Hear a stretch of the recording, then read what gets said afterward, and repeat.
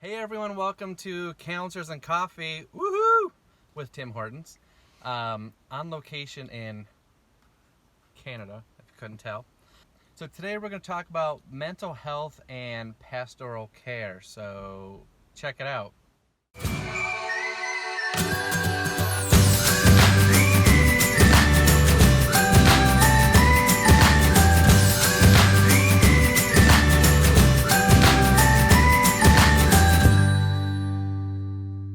So welcome back everyone.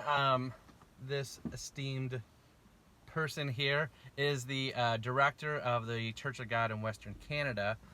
His name's Ken Weidrich, who also happens to be my father-in-law. Yeah. You actually kind of like each other, so that's Yeah. weird. So, You're an awesome son-in-law. I paid him beforehand, so I'll say that. I paid him in Timbits, who's not a sponsor, but if you want to be, I'll take free coffee from Tim Hortons. Woo! So, Ken, this idea of mental health and pastoral care, Pastor, should we listen to what you have to say? What kind of experience you have? Well, I'm in my 40th year of pastoral ministry. Ooh. I've pastored a church plant. I have been on the staff of a large congregation for 10 years and then been in district work for 25 years. Okay. So in the I've been served two districts, one fairly large district of well over 100 churches, and then the district I'm in now, 24 congregations. So over the last 25 years, I've had a lot of interaction with pastors and congregations as they respond to ministry and God's call in their life. Okay. So this is Counselors and Coffee. You're not a counselor. I am. But we talk about different subjects. And actually, I don't know if I shared this about me before, but I used to be a youth pastor back in the day. My mom's a pastor. And so I've had a view of being in the church, pastoral work, the toll it takes. And like I said, I'm a therapist, and I see like they're very similar, not quite parallel paths, but very similar in their human engagement. So we work a lot with burnout. We talk about it all the time in counseling. But I feel like I don't see it or hear it as much within the pastoral world. So from your perspective, what are some of the biggest mental health type issues that you see with pastors or clergy, if you don't know what a pastor is? Well, clergy, as you've rightly stated, Ryan, clergy struggle with mental health and burnout like any person in the helping profession. So the difficulty that pastors often have is they want to spiritualize it, and they think it boils down to they don't have enough faith, and they don't have this or they don't have that, and turn it into something spiritual, when in actuality, all the signs are there. So what I see with pastors, one of the biggest things they struggle with is dealing with loss. So a pastor can work with a couple and work with them, and then they get a job transfer and they move away. And if they've built relationships, if they've invested in them, it's like that's a loss. Like, okay, and it's a positive thing. You can work with you can work in a youth group with teenagers, and then they grow up, get married, and that's a positive transition. But they may move away, and it's a loss. You can pastor someone in your congregation, and they pass away. That's a loss. You can pastor somebody in your congregation and pour into them.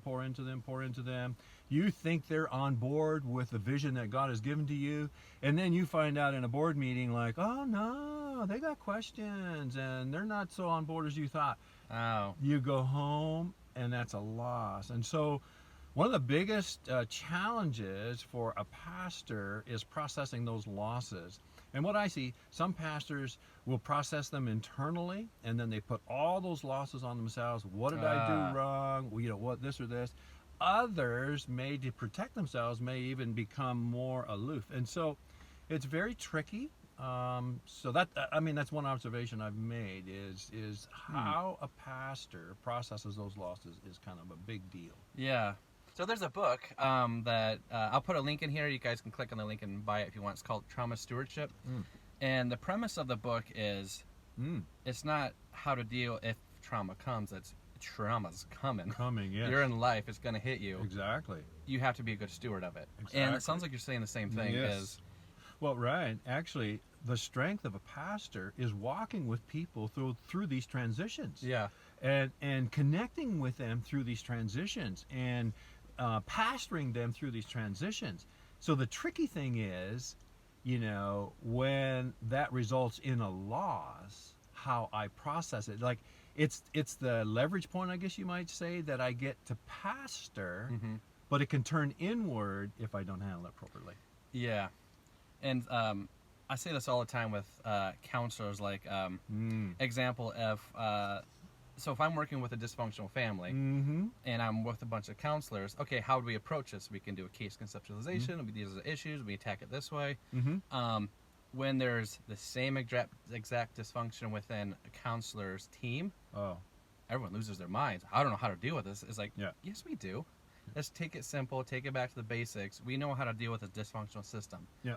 And the only thing is, now we're in the middle of it, and we can't see past our blinders. It sounds like pastors, like, you do this all the time. Yes. And it's simple, but we make it more complicated.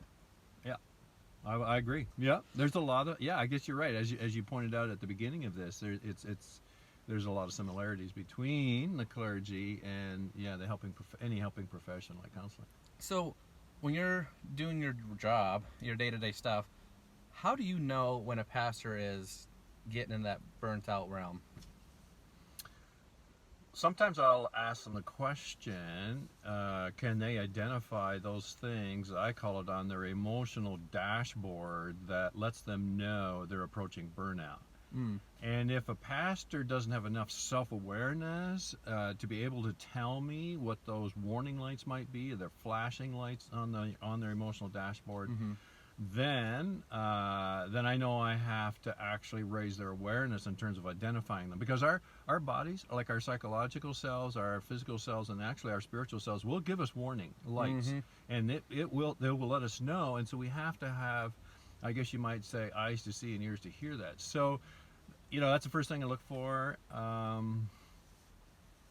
And when it's not there, then in my own life, for example, stuff that normally would rejuvenate my spirit or jazz me, when it becomes a job or something I just have to labor under to do, I know, physically, emotionally, and spiritually, I'm getting depleted. And I need to do some things to get restored back to a place of better health or greater health. Something I do with groups, I tell you, this happens all the time. I do a lot of relapse prevention groups, so it's not just don't do drugs. There's a lot of things you need to do to put yourself in a position to not have to, or to not relapse, to be in a good spot. So if negative things happen in life, you have a reserve to pull from. That makes sense. And I do this thing all the time. We'll just walk through, like, that song from The Sound of Music. These are a few of my favorite things. Oh yeah. So I just rapid fire, completely random. I mean, I have it written out of what's your favorite color to the whole group. What's your favorite car? What's your favorite sci-fi movie? What's your favorite cartoon? Favorite fall treat? Just rapid fire. And afterwards, I'll ask them, like, how are you feeling now, stress level versus beforehand? It's always less. And just talking and thinking about these things I enjoy doing lowers their stress. It gets them excited. Then I always ask this: when's the last time you did these things? And everyone just, it's been a while. So, well, no wonder you're stressed out. That's awesome. Yeah. See, I think that's good stuff, Ryan, because I think a lot of us, we need to identify that. We need to identify what those are, and then we got to get them in our life. The Bible commands us to love the Lord our God with all our heart, our soul, and our mind. And you know what? One of the best ways that we can love God, I tell pastors this all the time, is to look after yourself. To look after yourself physically, to look after yourself emotionally, and to look after yourself spiritually. So just what you've talked about in terms of being able to identify what it is that rejuvenates me is one tangible way I can love God. And often that kind of gets the pastor's attention, because they think they're called to love people, but their primary obligation is to love God. Mm-hmm. And if you do that right, everything else will fall in line. You got it. I think that's where the burnout comes. You get your identity and your priorities out of whack. Yep. And then just nothing. It's not jiving together. Exactly. Your mission, your goal, your joy, and it's just kind of like a log jam. You know, in addition to having an awareness of what kind of rejuvenates us, I think also pastors need to have appropriate boundaries. Mm-hmm. I think they need to have good rhythms. Mm-hmm. And by good rhythms, I mean they're able to take a day off on a regular basis, and a lot of guys don't. They preach the Sabbath. They tell their congregants they need to observe a Sabbath, and they don't take a Sabbath, for example. So boundaries, good rhythms,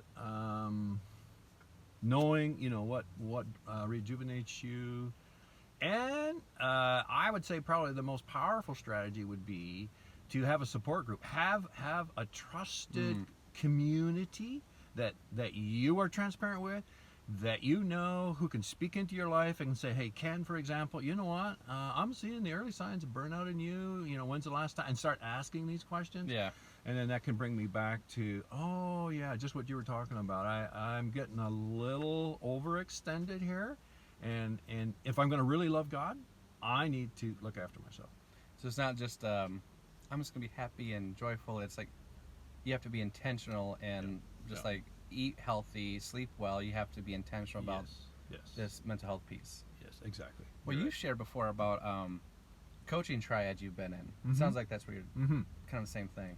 Yeah, I've been fortunate in my ministry in 2 different settings to have what I have called, a coaching cluster. And so we would come, each one of us would come on a week. We get together on a weekly basis, and you know, we would take our turn, and we called it being on the hot seat. So we could bring whatever issue that was confronting us at that time, whether it be ministry, whether it be personal, whether it be family.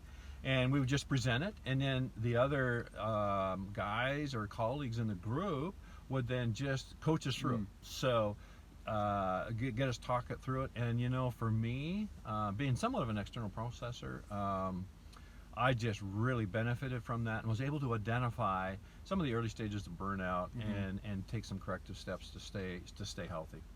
I would say, you pastors out there, if you're hearing this thing and you're like, oh, that sounds like a good idea, but you're also having like a visceral gut reaction, like repelled by it, that's when I would say that's when it goes to the next level, which could be counseling, because what I hear in that thing is vulnerability, trust, and faith that's going to work out. Yes. And those are things everyone deals with, but if that accountability to another person causes you a visceral reaction, not like a shameful thing, but it just points to where we need to look at. So, okay, I have problems with being that vulnerable. I can't tell someone I'm struggling with my marriage. I can't tell a pastor that. They'll kick me out. So, yeah, if you get in that reaction, I would consider talking to your director or a pastor, kind of really, or a therapist to really work through why am I not why can't I be vulnerable? Why can't I trust this group of people even though I have nothing to do with it, or I have no reason to not trust them? And for me, that circles back to another sign of burnout is something we call exhausted emotions. That's where you can't trust what you're feeling. It's like you're flying a plane trying to land it and you can't trust any of the gauges. So there's no reason I shouldn't trust these people. They're helping me, but I don't trust them. I should feel open and safe with these people because all they've done is shown that this is a safe area, but I don't feel safe here. So that shows me like exhausted emotions are, to me, it's like, okay, it's not just you're getting close to burnout, you're in the midst of it. Yeah. If you don't right the ship. You're right. And in some sense, that kind of attitude is an arrogance, that you think your issues are peculiar to you. And That's there's an arrogance and a pride that goes along with that we all need to repent of when we get there, because our journey and our stories are more similar than what we want to admit. Yeah. We're all special, but not that special. We all struggle. Yeah. All right, so if I could wrap this up and we could give someone watching this, a pastor, 3 specific things that you would recommend, do these off the bat and to get this burnout thing taken care of, what would you say? I would say number one, identify your emotional yellow or flashing red lights on your emotional dashboard. If you Okay. can't identify those, you could be in trouble. So that's number one. Okay. Number two, reflect on my rhythms. Do I have healthy rhythms? And by that I mean healthy work, rest rhythms. So work and rest, work and rest.